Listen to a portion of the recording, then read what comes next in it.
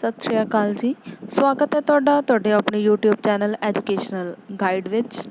ਜਿਵੇਂ ਕਿ ਤੁਹਾਨੂੰ ਪਤਾ ਹੀ ਹੈ ਕਿ ਅਸੀਂ ਹਰ ਰੋਜ਼ ਪੰਜਾਬੀ ਮਾਸਟਰ ਕੇਡਰ ਦੇ ਨਾਲ ਅਲੱਗ-ਅਲੱਗ ਵਿਸ਼ੇ ਲੈ ਕੇ ਤੁਹਾਡੇ ਤੱਕ ਵੀਡੀਓ ਪਹੁੰਚਾਉਂਦੇ ਹਾਂ, ਤਾਂ ਕਿ ਤੁਸੀਂ ਇਹਨਾਂ ਵੀਡੀਓਜ਼ ਤੋਂ ਸਹਾਇਤਾ ਲੈ ਕੇ ਵੱਧ ਤੋਂ ਵੱਧ ਆਪਣੇ ਨੰਬਰ ਲੈ ਸਕੋ।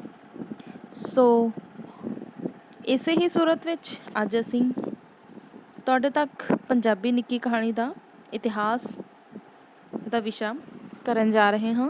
ਸਾਨੂੰ ਉਮੀਦ ਹੈ ਕਿ ਤੁਹਾਨੂੰ ਸਾਡਾ ਅੱਜ ਦਾ ਟੌਪਿਕ ਚੰਗਾ ਲੱਗੇਗਾ ਅਤੇ ਵੀਡੀਓ ਨੂੰ ਦੇਖਣ ਤੋਂ ਪਹਿਲਾਂ ਸਾਡੇ ਚੈਨਲ ਨੂੰ ਸਬਸਕ੍ਰਾਈਬ, ਵੀਡੀਓ ਨੂੰ ਲਾਈਕ ਅਤੇ ਆਪਣੇ ਕਮੈਂਟ ਕਰਕੇ ਆਪਣੀ ਰਾਏ ਸਾਡੇ ਤੱਕ ਜ਼ਰੂਰ ਪਹੁੰਚਾਇਓ। ਸੋ ਸ਼ੁਰੂ ਕਰਦੇ ਹਾਂ ਅਸੀਂ ਅੱਜ ਦਾ ਵਿਸ਼ਾ, ਪੰਜਾਬੀ ਨਿੱਕੀ ਕਹਾਣੀ ਦਾ ਇਤਿਹਾਸ। ਭਾਵੇਂ ਨਿੱਕੀ ਕਹਾਣੀ ਪੱਛਮੀ ਸਾਹਿਤ ਵਿੱਚ ਵੀ ਨਵਾਂ ਸਾਹਿਤ ਰੂਪ ਹੈ, ਪਰੰਤੂ ਪੰਜਾਬੀ ਸਾਹਿਤ ਰੂਪ ਵਿੱਚ ਬਹੁਤ ਛੋਟੇ ਸਮੇਂ ਵਿੱਚ ਨਿੱਕੀ ਕਹਾਣੀ ਨੇ ਬਹੁਤ ਤਰੱਕੀ ਕਰ ਲਈ ਹੈ। ਬਹੁਤੇ ਵਿਦਵਾਨ ਪੰਜਾਬੀ ਨਿੱਕੀ ਕਹਾਣੀ ਨੂੰ ਪੱਛਮੀ ਪ੍ਰਭਾਵ ਦੀ ਦੇਣ ਵੀ ਮੰਨਦੇ ਹਨ। ਇਸ ਤੱਥ ਤੋਂ ਇਨਕਾਰ ਨਹੀਂ ਕੀਤਾ ਜਾ ਸਕਦਾ ਕਿ ਕਹਾਣੀ ਦੀਆਂ ਜੜ੍ਹਾਂ ਪੰਜਾਬੀ ਲੋਕ ਸਾਹਿਤ ਵਿੱਚ ਪਹਿਲਾਂ ਤੋਂ ਹੀ ਮੌਜੂਦ ਸਨ, ਜਿਨ੍ਹਾਂ ਨੇ ਨਿੱਕੀ ਕਹਾਣੀ ਦੇ ਜਨਮ ਅਤੇ ਵਿਕਾਸ ਦੇ ਡਾਕਟਰ ਮੋਹਨ ਸਿੰਘ, ਨਾਨਕ ਸਿੰਘ, ਗੁਰਮੁਖ ਸਿੰਘ ਮੁਸਾਫਰ, ਗਿਆਨੀ ਹੀਰਾ ਸਿੰਘ ਅਤੇ ਬਲਵੰਤ ਸਿੰਘ ਆਦਿ ਨੇ ਪੰਜਾਬੀ ਦੇ ਮੋਢੀ ਕਹਾਣੀਕਾਰ ਵਜੋਂ ਪੰਜਾਬੀ ਦੇ ਨਿੱਕੀ ਕਹਾਣੀ ਦੇ ਵਿਕਾਸ ਵਿੱਚ ਅਹਿਮ ਭੂਮਿਕਾ ਨਿਭਾਈ ਹੈ। ਇਹ ਕਹਾਣੀ ਰਚਨਾ ਦਾ ਪਹਿਲਾ ਦੌਰ ਸੀ, ਜਿਸ ਦਾ ਸਮਾਂ 1925 ਈਸਵੀ ਤੋਂ ਲੈ ਕੇ 1935 ਈਸਵੀ ਤੱਕ ਦਾ ਕਿਹਾ ਜਾ ਸਕਦਾ ਹੈ। ਇਸ ਤੋਂ ਬਾਅਦ ਕਰਤਾਰ ਸਿੰਘ ਦੁੱਗਲ ਨੇ ਸਭ ਤੋਂ ਵੱਧ ਕਹਾਣੀਆਂ ਲਿਖੀਆਂ। 1947 ਈਸਵੀ ਤੱਕ ਉਸਨੇ ਪਿੱਪਲ ਪੱਤੀਆਂ, ਸਿਲਵਟੇ, ਸਵੇਰਸਾਰ ਅਤੇ ਕੁੜੀ ਕਹਾਣੀ ਕਰਦੀ ਗਈ ਰਚਨਾਵਾਂ ਲਿਖੀਆਂ।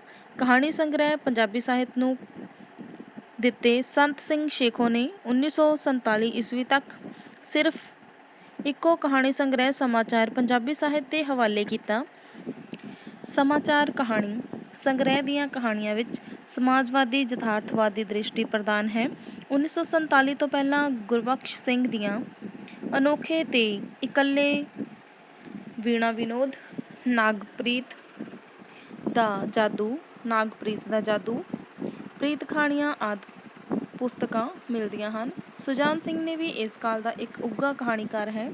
ਦੁੱਖ ਸੁੱਖ ਉਸ ਦਾ ਪਹਿਲੀ ਕਥਾ ਪੁਸਤਕ ਹੈ, ਜਿਸ ਵਿੱਚ ਉਸ ਦੀ ਰੋਮਾਂਟਿਕ ਪ੍ਰੇਰਨਾ ਯਥਾਰਥਵਾਦੀ ਅਤੇ ਸੁਧਾਰਵਾਦੀ ਦ੍ਰਿਸ਼ਟੀ ਗੋਚਰ ਹੁੰਦੀ ਹੈ।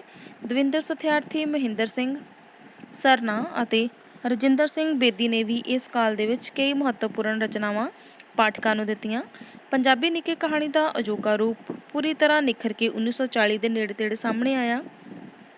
ਪੰਜਾਬੀ ਦੇ ਬਹੁਤੇ ਵਿਦਵਾਨ ਜਿਵੇਂ ਸੰਤ ਸਿੰਘ ਸ਼ੇਖੋਂ ਦੀ ਕਹਾਣੀ ਭੱਤਾ ਸਭ ਤੋਂ ਪਹਿਲੀ ਕਹਾਣੀ ਮੰਨਦੇ ਹਨ। 1947 ਤੋਂ ਲੈ ਕੇ ਵਰਤਮਾਨ ਸਮੇਂ ਤੱਕ ਪੰਜਾਬੀ ਸਾਹਿਤ ਰੂਪਾਂ ਦੇ ਮੁਕਾਬਲੇ ਪੰਜਾਬੀ ਨਿੱਕੀ ਕਹਾਣੀ ਨੇ ਸਭ ਤੋਂ ਵੱਧ ਪ੍ਰਗਤੀ ਕੀਤੀ। ਇਸ ਕਾਲ ਵਿੱਚ ਸਮੁੱਚੀ ਪੰਜਾਬੀ ਨਿੱਕੀ ਕਹਾਣੀ ਦੇ 3 ਖੇਤਰਾਂ ਵਿੱਚ ਮੁੱਖ ਰੱਖ ਕੇ ਇਸ ਨੂੰ ਵਿਚਾਰਿਆ ਜਾ ਸਕਦਾ ਹੈ। ਆਦਰਸ਼ਵਾਦੀ ਲੇਖਕ ਕਹਾਣੀਕਾਰ ਆਪਣੇ ਵਿਸ਼ੇ ਕਰਕੇ ਹੀ ਨਹੀਂ, ਸਗੋਂ ਰੂਪ ਕਰਕੇ ਆਦਰਸ਼ਵਾਦੀ ਅਤੇ ਪੁਰਾਤਨ ਤਕਨੀਕ ਦੇ ਧਾਰਨੀ ਸਨ। ਇਸ ਵੰਨਗੀ ਦੇ ਕਹਾਣੀਕਾਰ ਗੁਰਮੁਖ ਸਿੰਘ ਮੁਸਾਫਿਰ, ਗੁਰਬਖਸ਼ ਸਿੰਘ, ਡਾਕਟਰ ਮੋਹਨ ਸਿੰਘ ਦੀਵਾਨਾ, ਨੌਰੰਗ ਸਿੰਘ, ਹਰੀ ਸਿੰਘ ਦਿਲਬਰ ਅਤੇ ਸੋਹਣ ਸਿੰਘ ਸ਼ੀਤਲ ਆਦਿ ਸਨ। ਇਹਨਾਂ ਕਹਾਣੀਕਾਰਾਂ ਵਿੱਚੋਂ ਗੁਰਬਖਸ਼ ਸਿੰਘ ਨੇ ਆਰੰਭ ਵਿੱਚ ਨਿਬੰਧ ਰਚਨਾ ਨੂੰ ਅਪਣਾਇਆ, ਪਰੰਤੂ ਉਸਨੇ ਬਹੁਤ ਕਲਾਤਮਕ ਕਹਾਣੀਆਂ ਵੀ ਲਿਖੀਆਂ। ਇਸ ਦੌਰ ਦੇ ਵਿੱਚ ਉਸਨੇ ਭਾਬੀ, ਮੈਨਾ, ਸ਼ਬਨਮ, ਪ੍ਰੀਤਾ ਦੇ ਪਹਿਰੇਦਾਰ ਆਦਿ ਕਹਾਣੀ ਸੰਗ੍ਰਹਿ ਪੰਜਾਬੀ ਸਾਹਿਤ ਨੂੰ ਦਿੱਤੇ। ਇਸ਼ਕ ਜਿਨ੍ਹਾਂ ਦੇ ਹੱਡੀ ਰਚਿਆ ਕਥਾ ਸੰਗ੍ਰਹਿ ਵਿੱਚ ਉਸਨੇ ਪੰਜਾਬ ਦੀਆਂ ਪ੍ਰੀਤ ਕਹਾਣੀਆਂ ਨੂੰ ਪੁਨਰ ਸੁਰਜਿਤ ਕੀਤਾ। ਡਾਕਟਰ ਮੋਹਨ ਸਿੰਘ ਦੀਵਾਨਾ ਨੇ ਇਸ ਦੌਰ ਦੇ ਵਿੱਚ ਰੰਗ ਤਮਾਸ਼ੇ, ਪ੍ਰਾਂਦੀ, ਦਵਿੰਦਰ ਬਤੀਸੀ ਕਹਾਣੀ ਸੰਗ੍ਰਹਿ ਪ੍ਰਕਾਸ਼ਿਤ ਕਰਵਾਏ। ਗਿਆਨੀ ਗੁਰਮੁਖ ਸਿੰਘ ਮੁਸਾਫਿਰ ਨੇ ਦੇਸ਼ ਭਗਤੀ ਅਤੇ ਰਾਸ਼ਟਰਵਾਦੀ ਭਾਵਾਂ ਨੂੰ ਚਿਤਰਿਤ ਕਰਨ ਵਾਲਾ ਆਦਰਸ਼ਵਾਦੀ ਸ਼ੈਲੀ ਦਾ ਕਹਾਣੀਕਾਰ ਹੈ। ਉਸਨੇ ਕਹਾਣੀਕਾਰ ਵਿੱਚ ਰਾਜਸੀ ਸੰਗਰਾਮ ਅਤੇ ਆਜ਼ਾਦੀ ਘੁਲਾਟੀਆਂ ਦੇ ਜੀਵਨ ਅਨੁਭਵ ਨੂੰ ਪੇਸ਼ ਕੀਤੇ ਗਏ ਹਨ।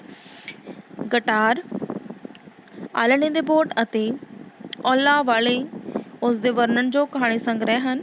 ਨੌਰੰਗ ਸਿੰਘ ਨੇ ਕਰਤਾ, ਭੁੱਖਿਆ ਰੁੰਗ, ਬੋਝਲ, ਪੰਡਾ, ਮਿਰਜ਼ੇ ਦੀ ਜੂਹ ਤੇ ਬੂਹਾ ਖੁੱਲ੍ਹ ਗਿਆ ਰੋਮਾਂਟਿਕ ਸ਼ੈਲੀ ਦੀ ਸਫਲ ਕਹਾਣੀਕਾਰ ਹੈ। ਹਰੀ ਸਿੰਘ ਦਿਲਵਰ ਨੇ ਹਲੂਣੇ, ਮਸਿਆ ਦੇ ਦੀਵੇ ਅਤੇ ਕੂੰਜਾਂ ਦੀ ਡਾਰ ਆਦਿ ਵਰਣਨਯੋਗ ਕਹਾਣੀ ਸੰਗ੍ਰਹਿ ਹਨ। ਇਹ ਮਾਲਵੇ ਦੇ ਪੇਂਡੂ ਜੀਵਨ ਵਿੱਚ ਖਾਸ ਕਰਕੇ ਕਿਸਾਨੀ ਅਤੇ ਸੱਭਿਆਚਾਰ ਨੂੰ ਕਲਾਤਮਕ ਰੂਪ ਵਿੱਚ ਪੇਸ਼ ਕਰਦਾ ਹੈ। ਇਸ ਦੌਰ ਵਿੱਚ ਸੋਹਣ ਸਿੰਘ ਸ਼ੀਤਲ ਨੇ ਡਾਕਟਰ ਗੋਪਾਲ ਸਿੰਘ ਨੇ ਕਹਾਣੀ ਰਚਨਾ ਕੀਤੀ। ਯਥਾਰਥਵਾਦੀ ਕਹਾਣੀਕਾਰ ਸੰਤ ਸਿੰਘ ਸ਼ੇਖੋਂ ਤੇ ਉਸ ਦੇ ਸਮਕਾਲੀ ਨਾਲ ਪੰਜਾਬੀ ਨਿੱਕੀ ਕਹਾਣੀ ਦੂਸਰੇ ਦੌਰ ਵਿੱਚ ਪ੍ਰਵੇਸ਼ ਕਰਦੀ ਹੈ। ਸ਼ੇਖੋਂ ਕਰਤਾਰ ਸਿੰਘ ਦੁੱਗਲ, ਸੁਜਾਨ ਸਿੰਘ, ਦਵਿੰਦਰ ਸਥਿਆਰਥੀ, ਕੁਲਵੰਤ ਸਿੰਘ ਬਿਰਖ ਅਤੇ ਸੰਤੋਖ ਸਿੰਘ ਧੀਰ ਇਸ ਦੌਰ ਦੇ ਪ੍ਰਮੁੱਖ ਕਹਾਣੀਕਾਰ ਹਨ। ਇਹਨਾਂ ਕਹਾਣੀਕਾਰਾਂ ਦੇ ਵਿਸ਼ੇ ਦੇ ਪੱਖ ਤੋਂ ਯਥਾਰਥਵਾਦੀ ਰੰਗ ਅਤੇ ਤਕਨੀਕ ਦੀ ਦ੍ਰਿਸ਼ਟੀ ਤੋਂ ਆਧੁਨਿਕ ਸ਼ੈਲੀ ਪ੍ਰਦਾਨ ਕੀਤੀ ਹੈ। ਇਹਨਾਂ ਸਾਰੇ ਕਹਾਣੀਕਾਰ ਵਿੱਚ ਸਮਾਜਿਕ ਵਿਚਾਰਧਾਰਾ ਦੀ ਪ੍ਰਬਲਤਾ ਦੇਖੀ ਜਾ ਸਕਦੀ ਹੈ। ਇਹਨਾਂ ਵਿੱਚੋਂ ਕੁਝ ਕਹਾਣੀਕਾਰ ਤਾਂ ਫਰਾਇਡਵਾਦੀ ਪ੍ਰਭਾਵ ਵੀ ਮੌਜੂਦ ਹੈ, ਪਰੰਤੂ ਇਹਨਾਂ ਵਿੱਚੋਂ ਬਹੁਤਿਆਂ ਦਾ ਦ੍ਰਿਸ਼ਟੀਕੋਣ ਸਮਾਜਵਾਦੀ ਹੈ। ਇਹੋ ਹੀ ਕਾਰਨ ਹੈ ਕਿ ਇਹਨਾਂ ਕਹਾਣੀਆਂ ਰਾਹੀਂ ਪੰਜਾਬੀ ਨਿੱਕੀ ਕਹਾਣੀ ਦਾ ਮੁਹਾਂਦਰਾ ਬਦਲਿਆ ਅਤੇ ਇਹਨਾਂ ਬਹੁਤੇ ਕਹਾਣੀਕਾਰਾਂ ਦੀਆਂ ਕਹਾਣੀਆਂ ਨਮੂਨੇ ਦੀਆਂ ਆਦਰਸ਼ਕ ਰਚਨਾਵਾਂ ਬਣ ਗਈਆਂ।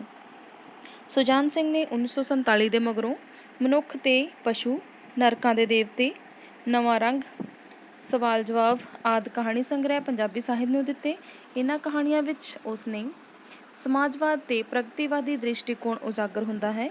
ਕਿਰਤੀ ਸ਼੍ਰੇਣੀ ਦੀਆਂ ਸਮੱਸਿਆਵਾਂ ਅਤੇ ਇਹਨਾਂ ਕਹਾਣੀਆਂ ਵਿੱਚ ਪ੍ਰਵੇਸ਼ ਕੀਤੀਆਂ ਹਨ।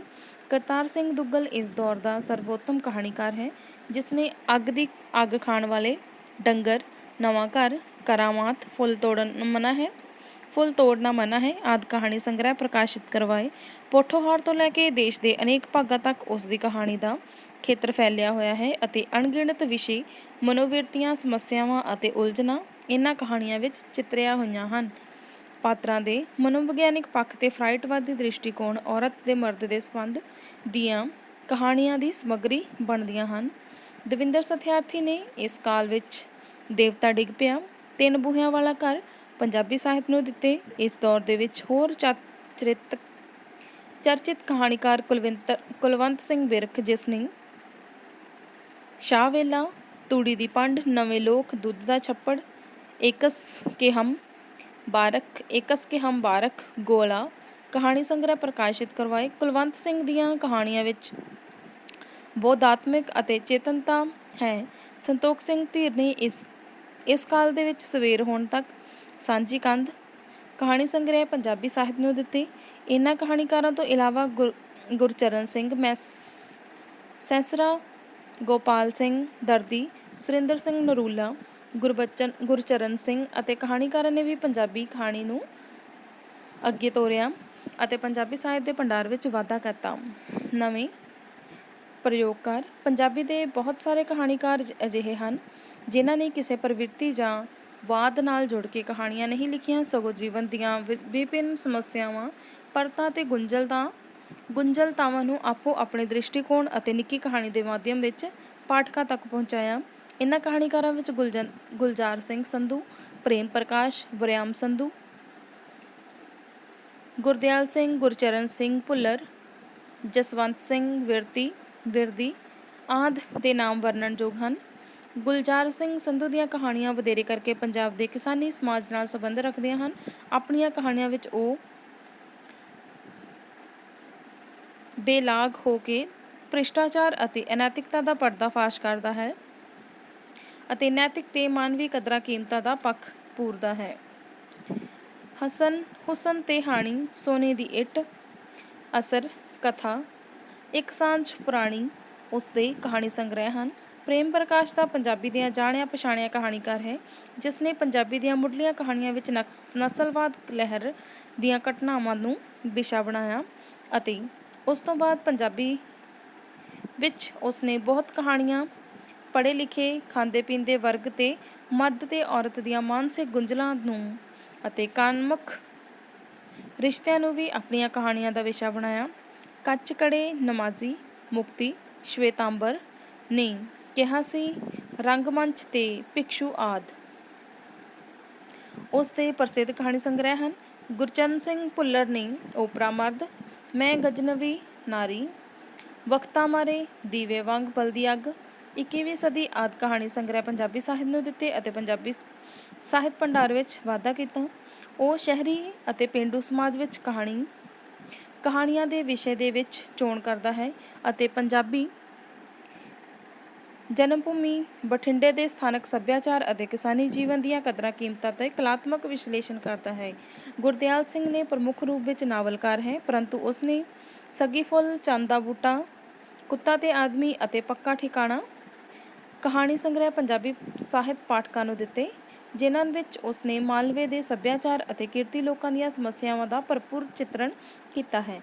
ਇਸ ਤੋਂ ਇਲਾਵਾ ਸੁਰਜੀਤ ਸਿੰਘ, ਜਸਵੰਤ ਸਿੰਘ ਬਿਰਦੀ, ਅਮਰ ਸਿੰਘ ਅਤੇ ਨਵਤੇਜ ਸਿੰਘ ਆਦਿ ਕਹਾਣੀਕਾਰਾਂ ਨੇ 3 ਵਿਸ਼ਿਆਂ ਨਾਲ ਸੰਬੰਧਿਤ ਕਹਾਣੀਆਂ ਲਿਖ ਕੇ ਆਪਣਾ ਯੋਗਦਾਨ ਪਾਇਆ। ਇਸਤਰੀ ਨਿੱਕੀ ਕਹਾਣੀ ਦੇ ਵਿਕਾਸ ਵਿੱਚ ਕੁਝ ਕੁ ਇਸਤਰੀ ਲੇਖਿਕਾ ਨੇ ਵੀ ਯੋਗਦਾਨ ਦਿੱਤਾ। ਇਹ ਔਰਤ ਦੇ ਦ੍ਰਿਸ਼ਟੀਕੋਣ ਅਤੇ ਇਹਨਾਂ ਕਹਾਣੀਕਾਰਾਂ ਨੇ ਔਰਤ ਦੀ ਕਰੁਣਾਮਈ ਸਥਿਤੀ ਅਤੇ ਔਰਤ ਦੀਆਂ ਮਨੋਭਾਵਨਾਵਾਂ ਨੂੰ ਆਪਣੀਆਂ ਕਹਾਣੀਆਂ ਵਿੱਚ ਚਿਤਰਿਆ ਹੈ। ਇਹਨਾਂ ਕਹਾਣੀਕਾਰਾਂ ਵਿੱਚੋਂ ਦਲੀਪ ਕੌਰ ਟਿਵਾਣਾ, ਬਲਜੀਤ ਬੱਲੀ, ਅਮਰਤਾ ਪ੍ਰੀਤਮ, ਪ੍ਰਭਜੋਤ ਕੌਰ, ਹਰਜੀਤ ਕੌਰ, ਚੰਦਨ ਨੇਗੀ, ਸ਼ਰਨ ਮੱਕੜ ਅਤੇ ਬੀਨਾ ਵਰਮਾ ਦਾ ਨਾਮ ਮਹੱਤਵਪੂਰਨ ਹੈ। ਇਹਨਾਂ ਇਸਤਰੀ ਕਹਾਣੀਕਾਰਾਂ ਉੱਪਰ ਪੰਜਾਬੀ ਵਿਸ਼ੇ ਮਾਸਟਰ ਕੇਡਰ ਨਾਲ ਰਿਲੇਟਡ ਵੀਡੀਓ ਅਸੀਂ ਆਪਣੇ YouTube ਚੈਨਲ ਉੱਤੇ ਆਲਰੇਡੀ ਅਪਲੋਡ ਕਰ ਚੁੱਕੇ ਹਾਂ। ਤੁਸੀਂ ਵਧੇਰੇ ਜਾਣਕਾਰੀ ਲਈ ਉਸ ਵੀਡੀਓ ਨੂੰ ਦੇਖ ਸਕਦੇ ਹੋ। ਇਹਨਾਂ ਵਿੱਚੋਂ ਕਹਾਣੀ ਦਾ ਖੇਤਰ ਵਿੱਚ ਦਲੀਪ ਕੌਰ ਟਿਵਾਣਾ ਦੀ ਵਿਸ਼ੇਸ਼ ਦੇਣ ਹੈ। ਉਸਨੇ ਪ੍ਰਬਲ ਬਹਿਣ, ਡਰਾਕਾ, ਬਰੰਗੇ ਨੈਣ, ਤੂੰ ਭਰੀ ਹੁੰਗਾਰਾ ਪੰਜਾਬੀ ਸਾਹਿਤ ਨੂੰ ਦਿੱਤੇ। ਅਜੀਤ ਕੌਰ ਵਿਸ਼ੇ ਤੇ ਸ਼ੈਲੀ ਦੇ ਪੱਖ ਤੋਂ ਪੰਜਾਬੀ ਕਹਾਣੀ ਦੇ ਵਿੱਚ ਚਮਤਕਾਰੀ ਗੁਣ ਲੈ ਕੇ ਆਈ। ਉਸ ਦੀਆਂ ਕਹਾਣੀਆਂ ਇਸਤਰੀ ਦੇ ਜੀਵਨ ਦੀ ਇਕੱਲਤਾ ਜੋ ਵੱਖ-ਵੱਖ ਪਲਾਂ ਵਿੱਚ ਉਸ ਦੇ ਮਨ ਵਿੱਚ ਭਰੀ ਰਹਿੰਦੀ ਹੈ ਦਾ ਆਧੁਨਿਕ ਢੰਗ ਦੇ ਨਾਲ ਬੋਧ ਕਰਵਾਇਆ। ਫਾਲਤੂ ਔਰਤ, ਸਾਵੀਆਂ ਚਿੜੀਆਂ, ਧੁੱਪ ਵਾਲਾ ਸ਼ਹਿਰ, ਗੁਲਬਾਨੋ ਉਸ ਦੀ ਕਥਾ ਪੁਸਤਕਾਂ ਸਨ। ਚੰਦਨ ਨੇਗੀ ਨੇ ਮੇਰਾ ਆਪਾ ਮੋੜ ਦੇ, ਗੰਧ, ਕਥਰੀ, ਕਰੜਾ, ਸਾਰ, ਬਚਿੰਤ ਦੌਰ ਨੇ, ਸੂਹਾ ਰੰਗ, ਭੁੱਬਲ ਦੀ ਅੱਗ, ਕਿਆਰੀ, ਲੌਂਗਾਂ ਦੀ, ਕੈਲਾਸ਼ ਪਰੀ ਨੇ 2 ਤਜਵੀਜ਼ਾਂ, ਇੱਕ ਸ਼ੱਕ ਆਦਿ ਕਹਾਣੀ ਸੰਗ੍ਰਹਿ ਪੰਜਾਬੀ ਰਾਹੀਂ ਪੰਜਾਬੀ ਸਾਹਿਤ ਦੇ ਭੰਡਾਰ ਵਿੱਚ ਵਾਧਾ ਕੀਤਾ। ਬੀਨਾ ਵਰਮਾ ਮੌਜੂਦਾ ਸਮੇਂ ਦੇ ਸਭ ਤੋਂ ਵੱਧ ਸਿਰਜਣ ਕਹਾਣੀਕਾਰ ਹੈ, ਜਿਸ ਨੇ ਮੁੱਲ ਦੀ ਤੀਵੀਂ, ਫਰੰਗੀਆਂ ਦੀ ਨੂੰਹ, ਜੋਗੀਆਂ ਦੀ ਧੀ ਕਹਾਣੀ ਸੰਗ੍ਰਹਿ ਪੰਜਾਬੀ ਸਾਹਿਤ ਅਤੇ ਔਰਤ ਜਾਤੀ ਦੇ ਨਾਲ ਮਨ ਦੀ ਗੱਲ ਨੂੰ ਬੁੱਝਣ ਦੀ ਕੋਸ਼ਿਸ਼ ਕੀਤੀ ਹੈ। ਮੌਜੂਦਾ ਸਮੇਂ ਵਿੱਚ ਇਹਨਾਂ ਉਪਰੋਕਤ ਕਹਾਣੀਕਾਰਾਂ ਤੋਂ ਇਲਾਵਾ ਕਿਰਪਾਲ ਖਜ਼ਾਕ, ਮੋਹਨ ਭੰਡਾਰੀ, ਪ੍ਰੇਮ ਗੋਰਖੀ, ਗੁਲ ਚੌਹਾਨ, BS ਬੀਰ ਆਦਿ ਕਹਾਣੀਕਾਰਾਂ ਨੇ ਆਪਣੀਆਂ ਕਹਾਣੀਆਂ ਰਾਹੀਂ ਪੰਜਾਬੀ ਕਹਾਣੀ ਦੇ ਭੰਡਾਰ ਵਿੱਚ ਅਮੀਰ ਵਾਧਾ ਕੀਤਾ।